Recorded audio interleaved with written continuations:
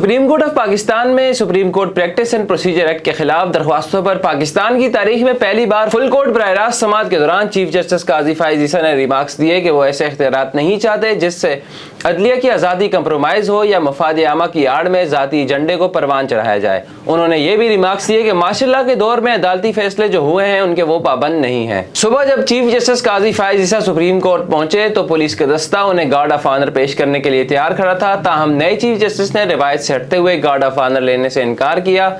Supreme court की इमारत में दाखिल हुए और अदालती अमले ने उनका इस्तकबाल किया। इस मौके पर चीफ जस्टिस ने अदालती अमले से भी मुख्तसर खिताब किया और उन्होंने ताकीद की कि आपका तावन मुझे दरकार है। सुप्रीम कोर्ट में लोग अपनी खुशी से नहीं अपने मसाइल का हल तलाश करने आते हैं।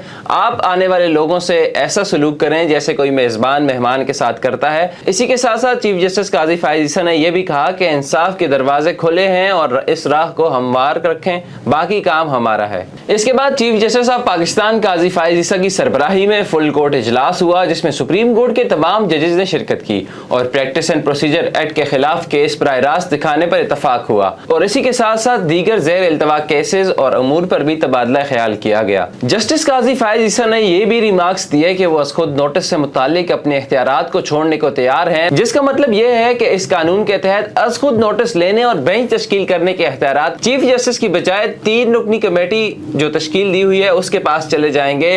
यानी कि चीफ जस्टिस ऑफ पाकिस्तान अकेले अज़ खुद नोटिस नहीं ले सकेंगे, बल्कि एक 3 रुकनी कमेटी जो तजवीज़ दी जाएगी जिसमें चीफ जस्टिस के अलावा 2 सीनियर तरीन जजेस भी शामिल होंगे, वो फैसला करेंगे। लेकिन साबिक चीफ जस्टिस उमर अताब बंदियाल ने इस कानून पर अमल दरामद रोक दिया था और हुक्म इम्तनाई जारी किया था। इस केस की समाअत के दौरान चीफ जस्टिस काजी फाइज ईसा ने रिमार्क्स दिए कि वो ऐसे इख्तियारात नहीं चाहते जिनसे अदलिया की आज़ादी कंप्रोमाइज़ हो या मफाद आमा की आड़ में ज़ाती एजेंडे को परवान चढ़ाया जाए।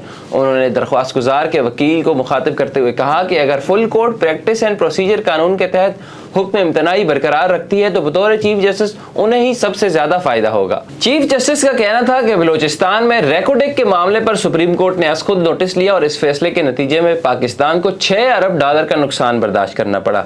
इससे कबल दरख्वास्त गुजार के वकील इम्तियाज सिद्दीकी दलाइल देने आए तो जस्टिस जमाल मंदोखेल ने सवाल किया कि क्या आप पार्लियामेंट का दायरा इख्तियार महदूद करना चाहते हैं। चीफ जस्टिस काजी फाइज ईसा ने सवाल किया कि क्या वो रूल्स को छोड़ दें, आइन की बात करें, क्या आप चीफ जस्टिस के सामने जवाबदेह नहीं बनना चाहते।